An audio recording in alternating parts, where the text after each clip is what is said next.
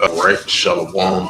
First and foremost, I'd like to give all praises and glory and honor to Yahweh Bahashem, Yahweh Shai Bahashem, Wakar Kadash, and the Heavenly Father. True name is Yahweh, and His unbegotten Son, Bahashem, in the name of Hamashiach Yahweh Shai. Those are the true names in the ancient Paleo Hebrew, Balash Kodash Holy Tongue. And I say Barak Thumb to the elders and apostles, Ba'aki and Ba'akwa, and I say Shalom. And this is a World War III news updates as of March the 10th, 2026 on this Tuesday noon / afternoon. And it says report clashes over Astolia Lafarge unaliving funeral date in Iran. It says conflicts report is leaving the faith of Bashar leader Asadalia Lafarge unclear. He was unalive in an Israeli strike, or did his funeral occur a day earlier? Key details remain unverified. Why was that Luke 21 verse 25? There shall be seen earthquakes and uproars and people world. So as we got this, tensions are heating up between Iran and the Israel Defense Force. And then you had a news article from the RT.com.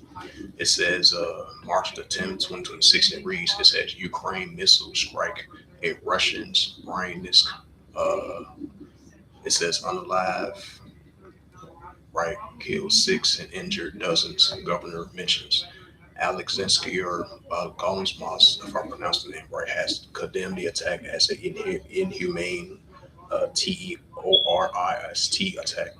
It says Ukrainian military target the Russian city of Roskilde, if I pronounced that right, and they deliberate attack aiming at the civilians. The regional governor at San Alexander Bogolmas has said, according to the officials, the strike killed 6 civilians and left 37 injured. It says in a post, these are Edomite nations, Ukraine and Russians. It says in a post social media, Bogolmas slammed the attack as an inhumane act. The Telegram channel Mesh claims that the earlier British-made Storm Shadow missiles were used in the attack on Tuesday afternoon. Because you've been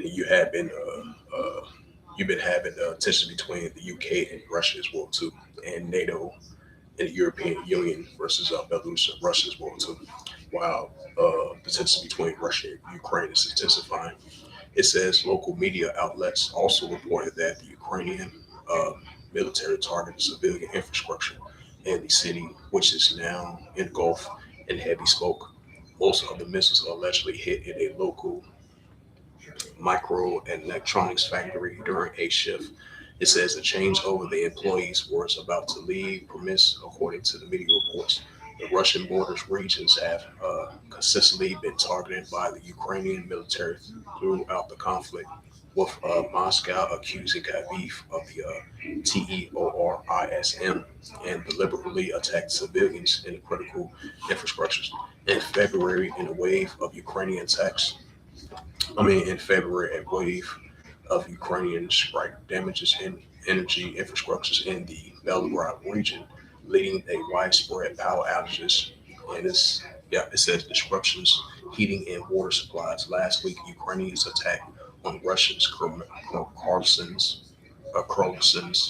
region and the city of Sevastopol in the Crimea, unaliving 2 civilians and left 21 others injured. In response to the attacks in the border areas deeper inside Russia, Moscow has targeted Ukraine defense-related infrastructure, including the energy facilities. Moscow maintains the strikes and never targets civilians. Bring out that Ezekiel. Hey, Shalom. Hey, Yahweh Shema Shabbat Rakatah to you or your household. And I say Shalom. And Shalom to Rebecca's sister. Hey, peace and blessing you or your household. And as always, and I say Shalom to y'all. And this is the book of Ezekiel, the 38th chapter. So this tension between Russia and Ukraine is only going to intensify. And this is the book of Ezekiel, chapter 38.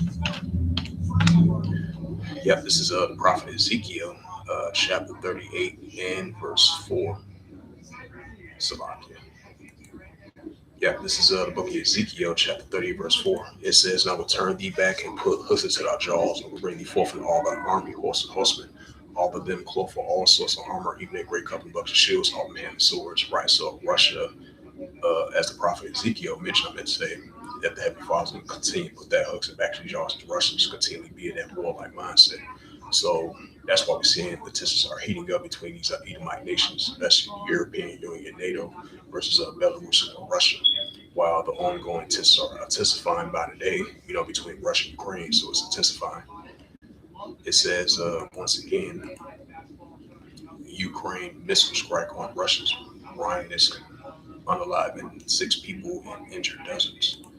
Was we so used to seeing that because of war ever since February of 2022 and all the way to now in March of 2026 for the past 4.5 years. This has been escalating between Russia and Ukraine on a daily basis. Putin reveals the scale of Russia advance in Donbass. So yeah, it's definitely heating up between Russia and Ukraine. It says streets are inflamed and acid rain. Israeli strikes on Iranian fuel deposits compared to uh, chemical warfare. So this tension between Russia and Ukraine is heating up on a day-to-day basis. Yep. So we bring out that Matthew's the 24th chapter. So hey, these wars and rumors of wars are definitely heating up. And this is the book of Matthew's the 24th chapter. Yahushua speaking in red letter. This is the Gospel of Matthew's 24 and verse 6, and it reads, "And ye shall hear of wars and rumors of wars." Right, that's what we're hearing increasingly on a day-to-day basis. Wars and rumors of wars. See that you be not troubled, for all these things must first come to pass, but the end is not yet. Right, so it's going to come to pass, but it's not going to end just yet. Verse 7, "For nation shall rise against nation." Right, Russia versus Ukraine, Iran versus the Israel Defense Force, Iran versus the United States armies. You got these oil wars, nuclear wars, oil wars, trade wars, terror wars, nuclear wars, military exercise drills, nuclear escalations and tensions are heating up between these nations. More military spending, more military training. So this is heating up on a day-to-day basis. "For nation shall rise against nation, and kingdom against kingdom," which goes into ethnos. "And there shall be famines and pestilence and earthquakes in diverse places," right along with it. So we'll go to the Middle East, which is Western Asia. It says after initial success, Israel must decide what's next in the war strategy. What's next? Hey, they're going to continue to go at it with one another. That's what's next. It says the Lebanese Markamite priests unalived by IDF tank fire, targeting selected Hezbollah groups. So yeah, these tensions are really heating up between these nations. It says Iraq is under pressure to curb Iranian-backed militants after Rubio called. So they probably not going to listen to Rubio. A pro-Iranian groups, they're going to continue to appear in those areas, targeting those Israeli defense forces. It says NATO boosts Turkey air defense with Patriot missiles in Mount Talia. Yeah, so the tensions are Ezekiel, the 30th chapter is really heating up. So I'm going to get back to that. Yeah, just the book of Ezekiel, because Russia is going to be a god to these nations, Iran, Ethiopia, Libya, and Turkey. As we see, tensions are escalating over in Western Asia, in the Persian Gulf, and the Gulf regions. This is Ezekiel chapter 38, verse 5. It says, "Persia, Ethiopia, with all of them with shield of helmet." Right, so Persia, which is Elam, Ethiopia, the Cushites, and Libya, because you do got military bases of Russia over there in Libya as well too. I forgot all about that. And then you've been having submarine ships been sailing through in the land of Ham, in the land of Cush, with those Russians, because you got Russia as allies with the Ethiopians, Libya put in Persia, Elam. So from an economical perspective, and a military perspective. This is Ezekiel chapter 38, verse 6. It says, "Gomer and all his bands, the house of Tokomo of the north quarters, and all his bands, and many people with him." Right, so Ezekiel, the 38th chapter, is in full effect, right along with verse 39, because Turkey is going to be allies with Russia, and Russia is going to be a guard unto them.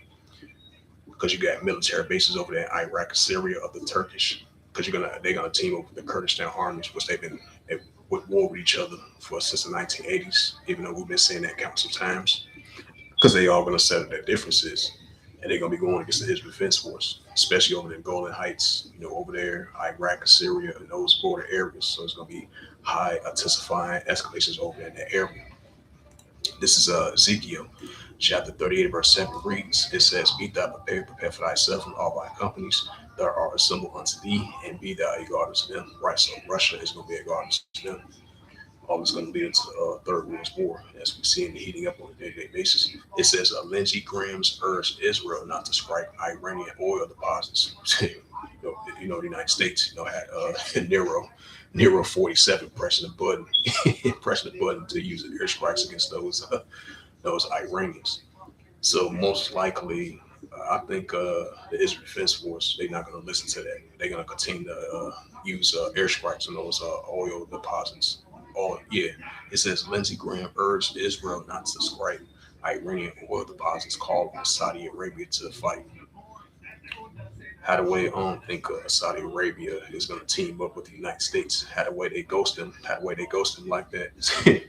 I won't be surprised Saudi Arabia turn their back against the United States. And keep this in mind. What was that, a couple of years ago, that Saudi Arabia has turned away from the American dollar and part of the oil as well too. Even though they've been signing deals, and they've been having the Nero 47 been going over there. So what's that? The Dragons of Arabia is going to remember themselves. I won't be surprised because in these times, and of course, you're going to have allies going to be turned against one another, and keep that in mind as well too. I wouldn't be surprised Saudi Arabia they is going to join the fight. I wouldn't be surprised they turn their back on the United States and their allies in that region, and then they're going to be teaming up with Ishmael and them. They're going to be teaming up with Elam and Ishmael, and their main focus is going to be against the Israel Defense Force, especially over in Western Asia. So once again, Ezekiel 38 and verse 7, Be thou prepared, prepare for thyself and all thy companies that are assembled unto thee, and be thou a guard unto them. Be a guard unto them. Get to that Joel, the third chapter. And this is the prophet Joel, chapter 3 and verse 9. It says, Proclaim ye this among the Gentiles, prepare war. Wake up the mighty man, let all the men of war draw near, let them come up. Right, so let all the men of war draw near, let them come up, as they being gathered over there in the Valley of Jehoshaphat, over there in Western Asia. And we're seeing signs of that. So while these tensions are heating up between the Israel Defense Force and the Iran, so you got tensions are heating up, throughout the whole region, over there in northern Israel, southern Israel, central Israel, over there in Tel Aviv, over there in the Golden Heights, and throughout that whole region of the West Bank, the Palestinian territory, the Mediterranean Sea, the Red Sea, the Arabian Sea, the Gulf region, and over throughout the Middle East and West Asia. So tensions are really heating up over that area. So that's an indicating sign that the prophet Joel was mentioning. Hey, let the weak say I'm strong. Wake up the mighty man. Let all the men of war draw near. Let them come up. That's what the Heavenly Father put in that warlike mindset, as the prophet Joel was mentioning. Hey, the Wadi Haba Shemal Shah. This is the prophet Joel, chapter 3, verse 10. It says, Beat your plowshares and the swords and the plunder hooks and the spears, and let the weak say I'm strong. Right. The dragons of Arabia, they're going to remember themselves. The pro-Iranian groups, the proxy groups, and they all going to team up together. They're going to be going against the Israel Defense Force, especially Iran versus Israel Defense Force is really going to heat up. Hello, Moto. And this is Revelations 11, verse 14. Then I'm going to close it out. This was just a quick World War III news updates, as wars and rumors of wars, nuclear wars are heating up on a day-to-day basis. And you got these oil wars, you got this water war, you got these political wars, geopolitical wars, economical wars, trade wars. You got wars in different many aspects and categories. And that's why that goes into that Luke 21, verse 25. The nations are in perplexity, are in distress. That's what we're seeing. And this is the book of, matter of fact, Revelations 9.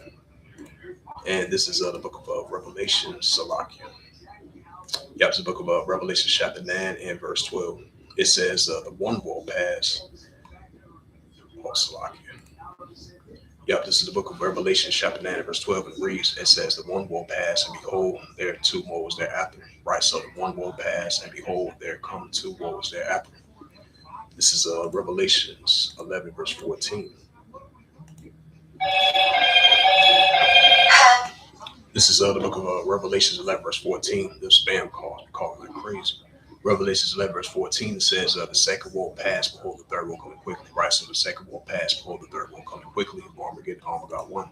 And Shalom to the Akim Akwaf on the comment board. Peace and blessing, yours, your household, as always. And as I mentioned again, this was just a quick sit down lesson about the World War III news updates as the nuclear wars are heating up between these nations, especially between the Iran and the Israel Defense Force. As we see in Ezekiel, the 38th chapter, verse 39, is in progress. And we see in the Joel, the third chapter, that's in progress. And we see in Revelation, that verse 14, is heating up as well, too. So, these nuclear wars, World War III is definitely heating up.